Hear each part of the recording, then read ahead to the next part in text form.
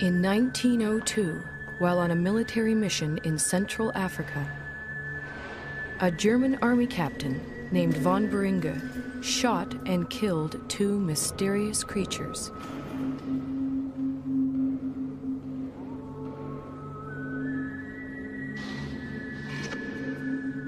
He then sent the skull and bones of one of them back home to Germany.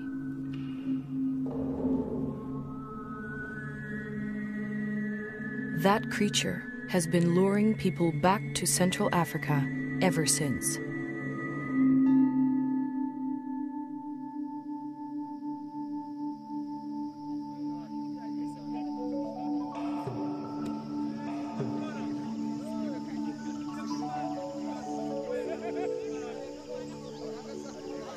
In 1921, American naturalist Carl Akeley made his way to the gorilla's ancestral home. The Virunga volcanoes, in what was then the Belgian Congo. Akeley brought a movie camera to document his visit, and a little girl to help prove Africa wasn't such a dark continent.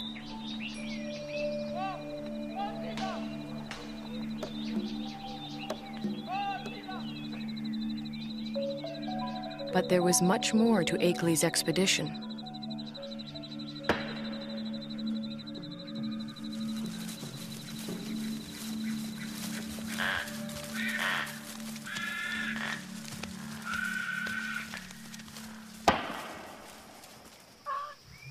Akeley had come to collect mountain gorilla specimens for exhibit in New York.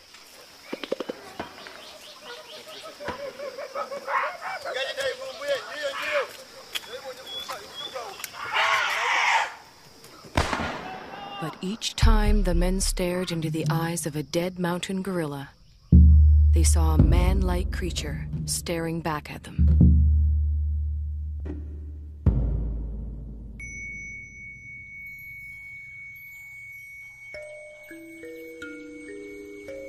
Akeley decided the killing must end.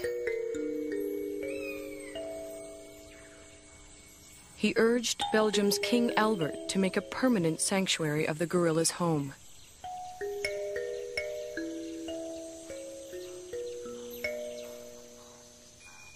Today, in the cold, rainy, high ground of Rwanda, Uganda, and Zaire, the gorillas live on much as they have for thousands of years.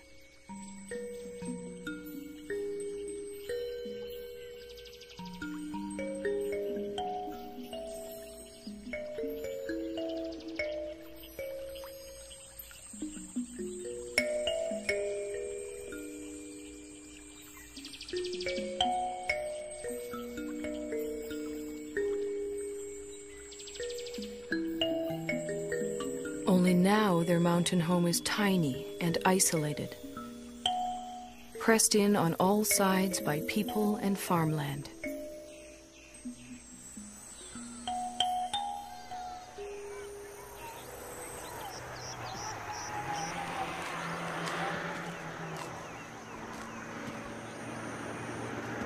More and more, the mountain gorilla's future lies in human hands.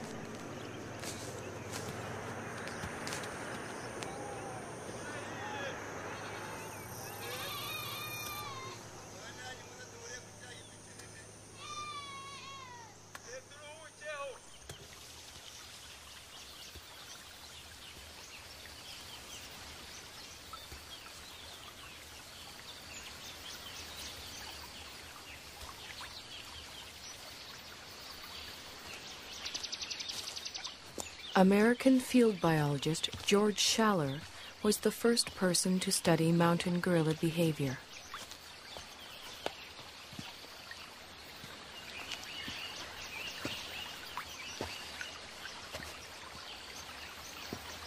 He and his wife Kay spent a year in the forest in 1959.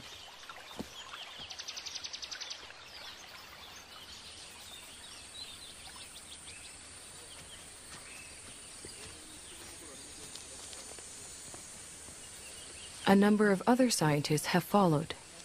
Among them, current director of the Karasaki Research Center, Diane Doran. Hi. Hi. You made it. Good to see you. Hi. Hi, nice to see you. You made it just in time. The patrol's going out, and I was going out to see gorillas with Barabaguiza. Would you like to come along? Wonderful. Great. Okay. Tuginde. Tindaguiza.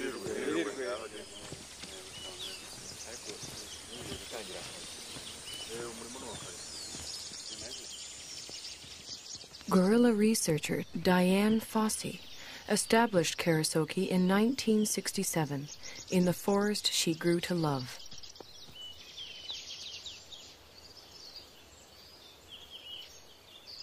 For Schaller, too, the forest became an enchanted place.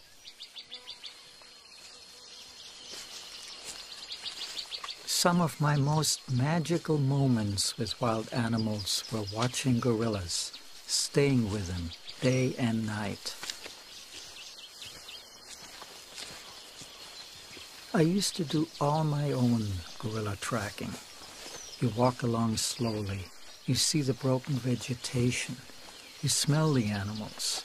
There's the musty, somewhat sweet odor of gorillas in the air.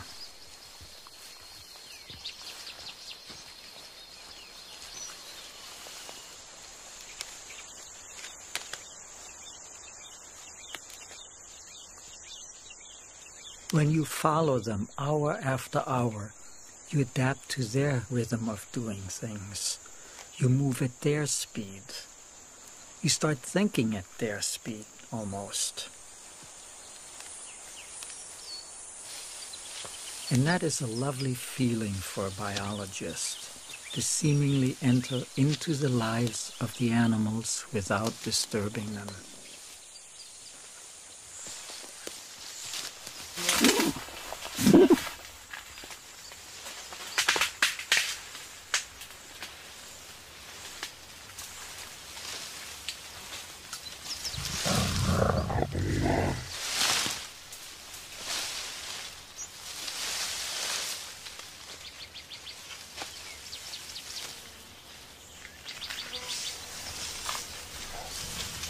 When approaching the animals, scientists try not to be too quiet. Mountain gorillas like to know when people are near.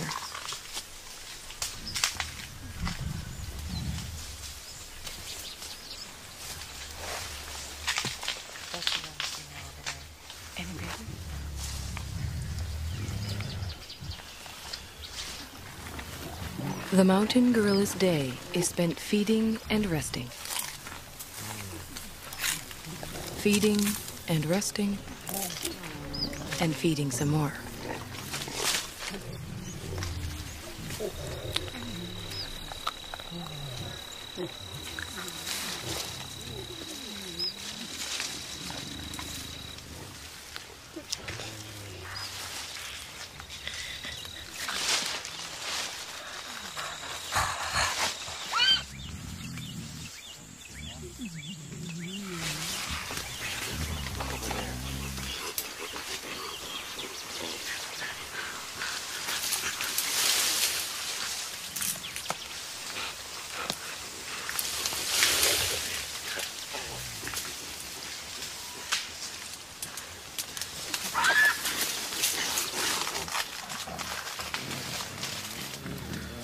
There are only a few hundred mountain gorillas left in the world.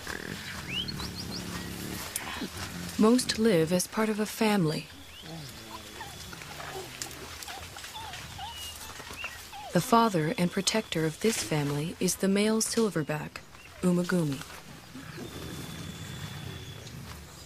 He acts as a magnet for the group.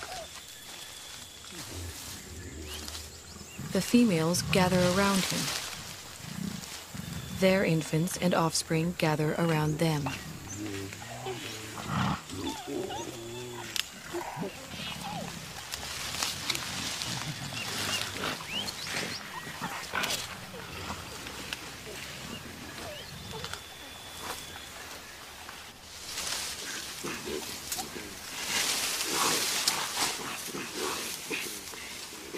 Mountain gorillas are social animals. the closeness begins in infancy. Rarely, if ever, does a mountain gorilla mother let her baby out of her sight.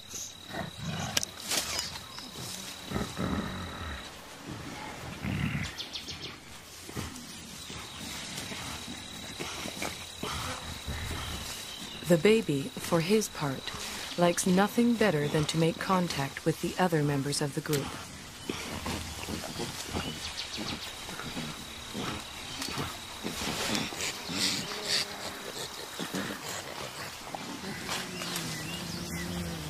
Even when they spread out to begin their daily search for food, the gorillas continue to communicate with one another.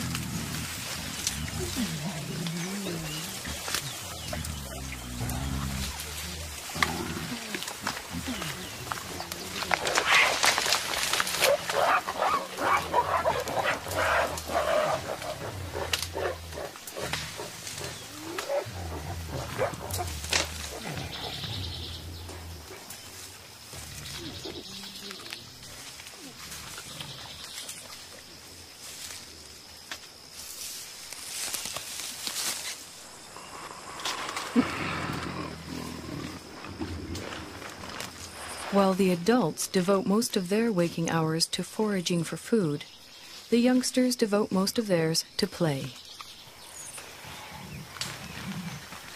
Park guards have named this 3-year-old Nzeli.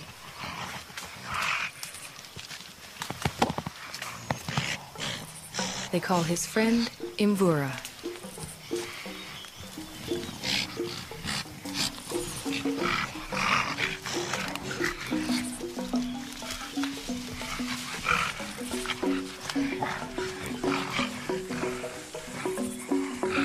At 8 years, Karira is a bit of a bully. Mashushwe is only 4.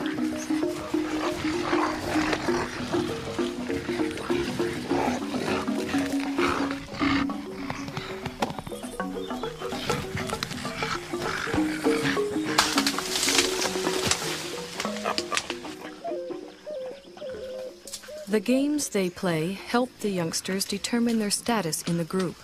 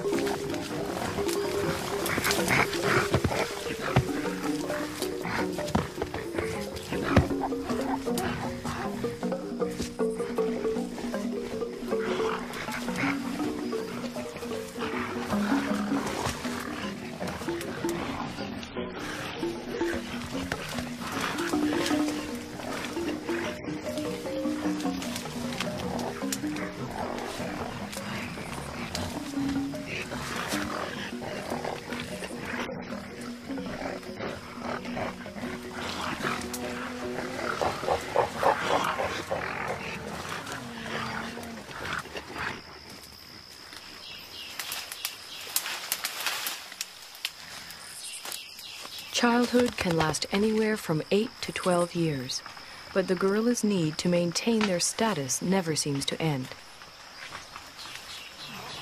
Any opportunity to reinforce the hierarchy is seized upon.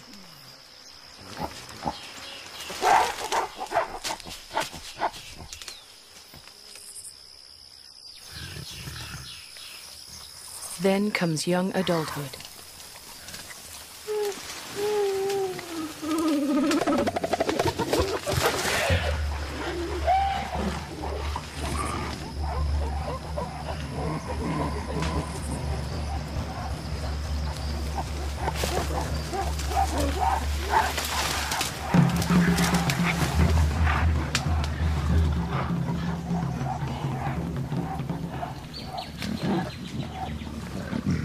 At 13, Intwari has the beginnings of a silverback and his first real sense of the power that comes along with it.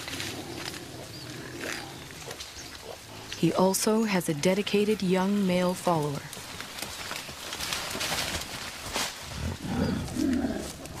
But what Intwari really wants is the attention and allegiance of the females in the group.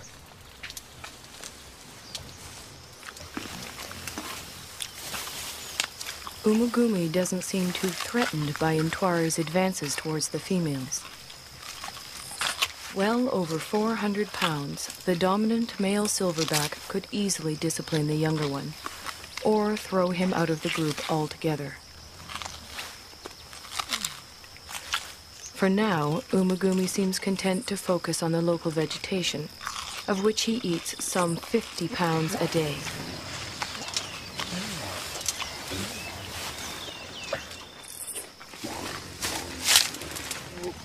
Mountain gorillas are mainly vegetarian, with a few ants and grubs thrown in for good measure.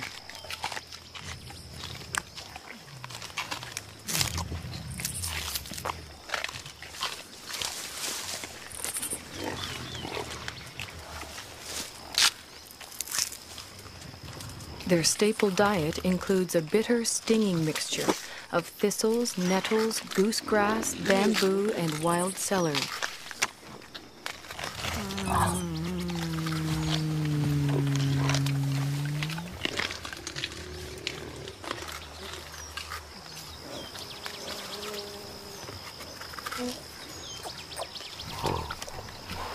Although he has already begun to experiment with the food his mother likes to eat, Abumwe will continue to rely on her milk until he's 3 years old.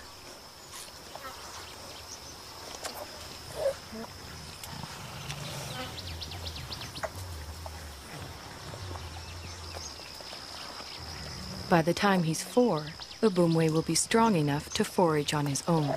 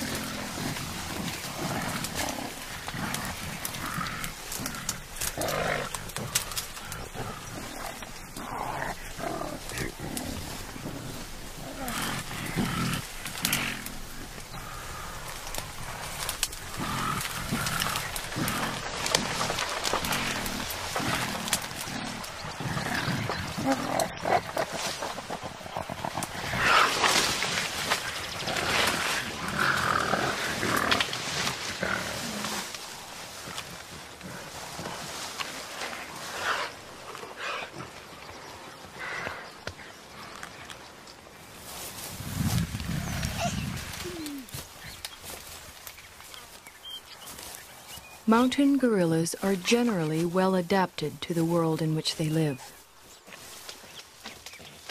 But however idyllic their home may appear, for the youngsters in the group, the mountains hold many perils.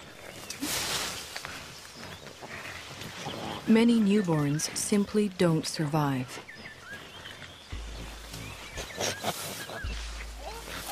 Mbele gave birth 2 days ago. It will be several months before she can even let go of her baby, much less let him out of her sight.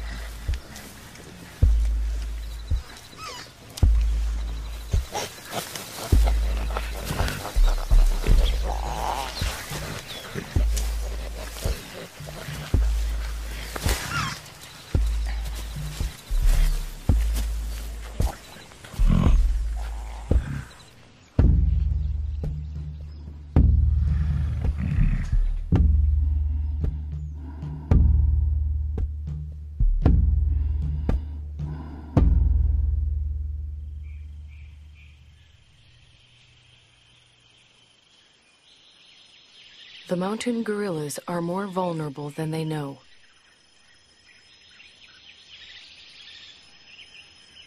Their ancestral home is much smaller than it once was.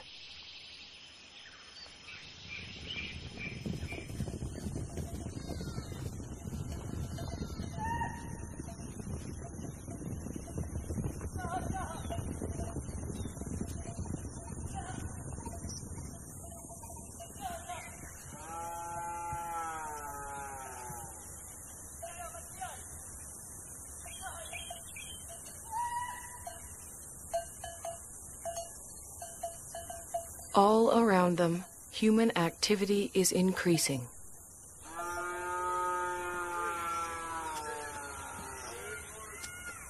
Yet the mountain gorillas continue to live and move in ways familiar to them for generations.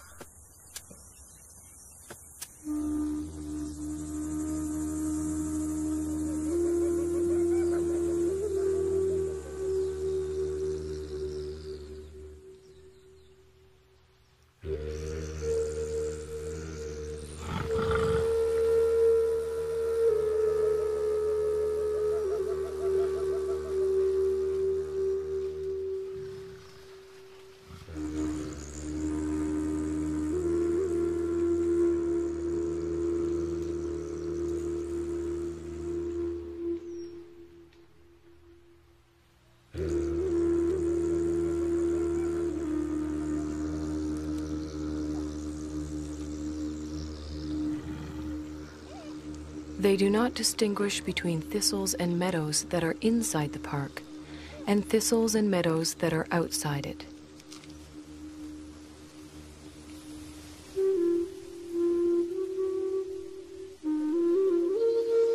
They simply go where their never-ending search for food takes them.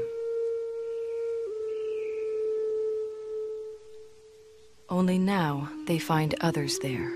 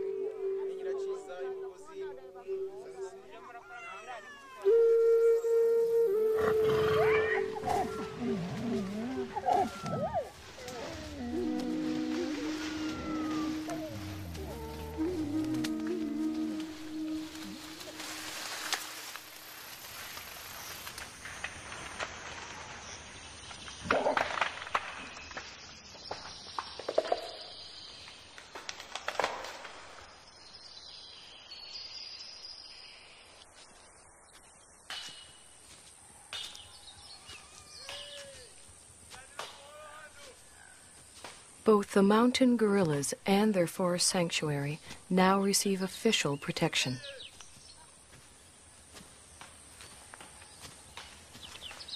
Park guards and anti-poaching patrols go to the forest every day.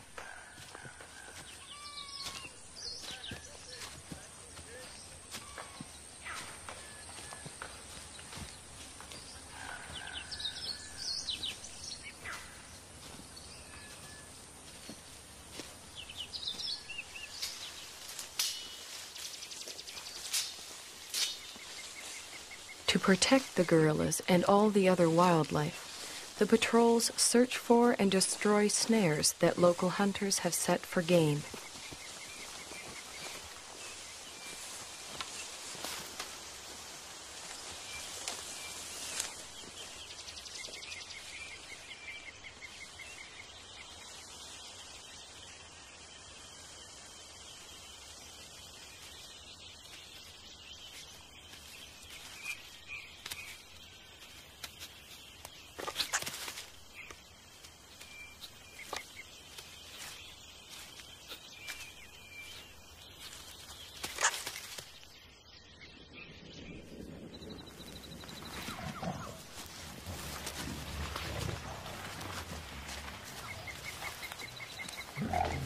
The guards search the forest, checking on the gorillas' whereabouts and welfare.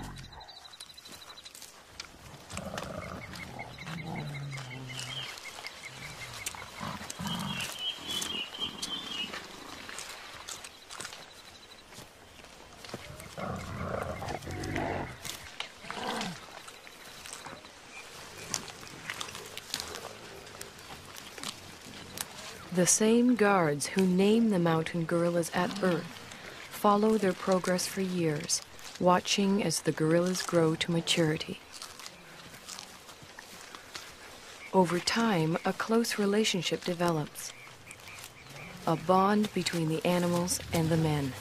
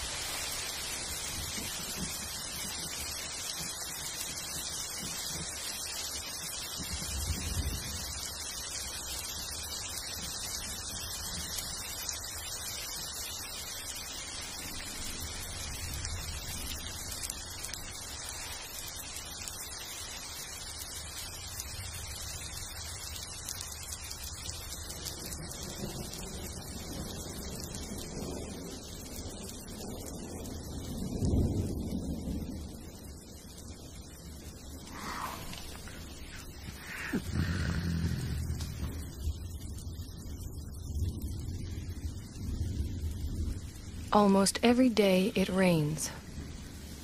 The mountain gorillas don't seem to like it. They don't seem to know what to do about it either, other than simply wait it out.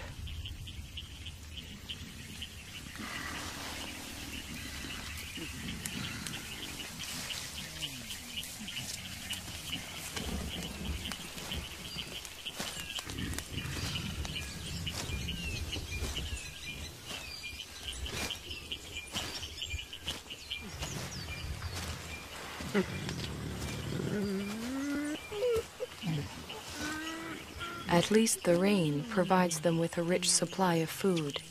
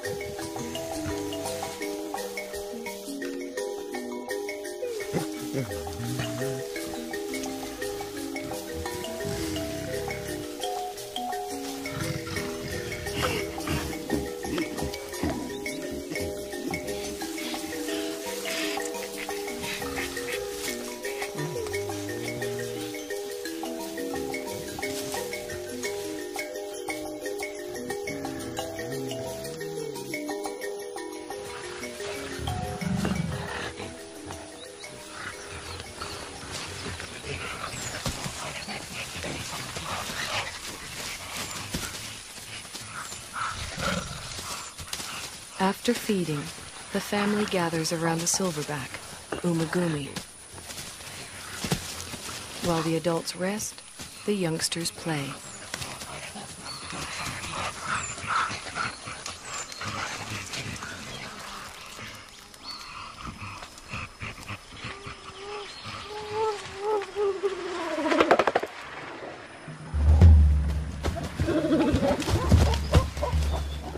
For the group's leading young adult male, it's become much more than play.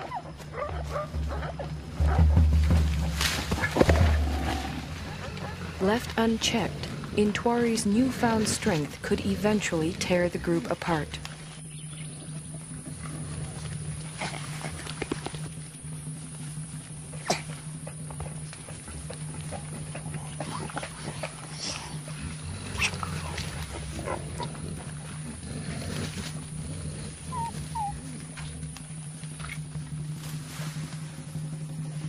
The threat Intwari represents puts females such as Poppy on edge.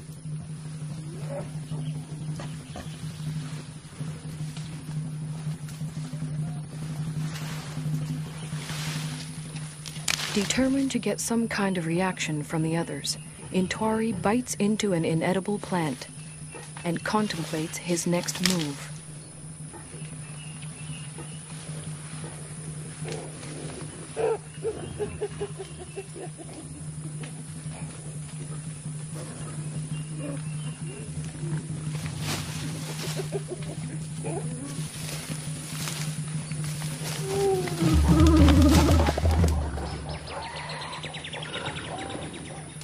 This time, even Umagumi seems uneasy.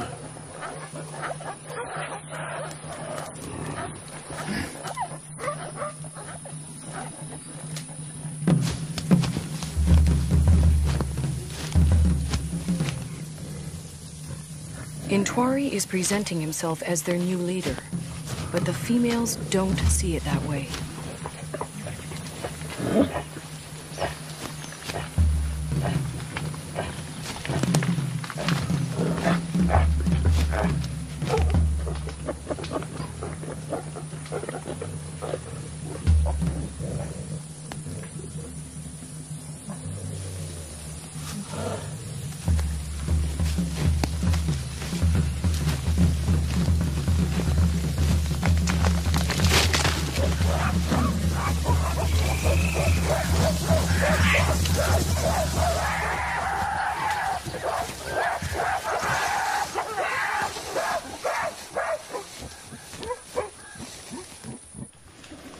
Having forced Intwari out, the group moves on.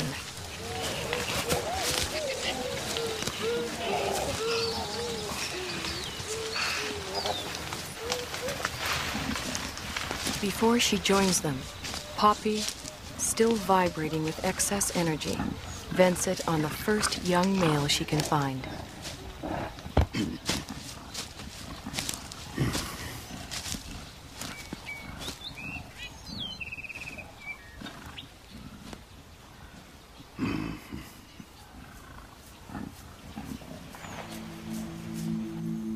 To be pushed out for good seems harsh, but what Intwari really needs now is time and space to mature, to the point where he too can have a family of his own.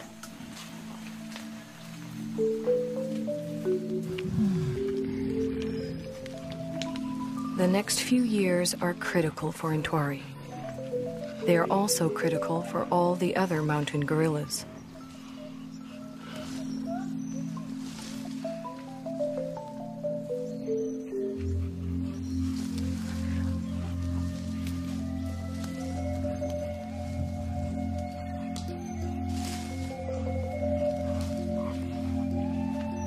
Whether the outside world will allow Intwari and the others the time and space they need is an open question.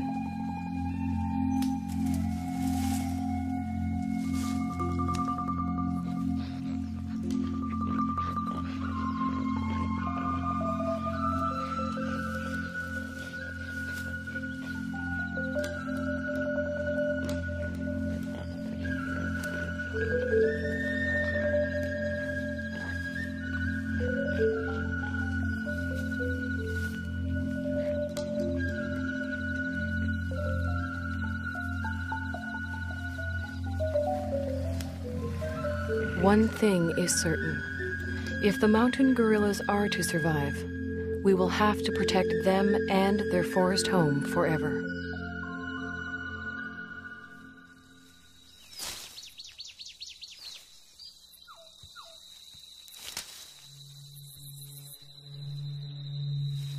If we ever turn our backs, they'll be gone.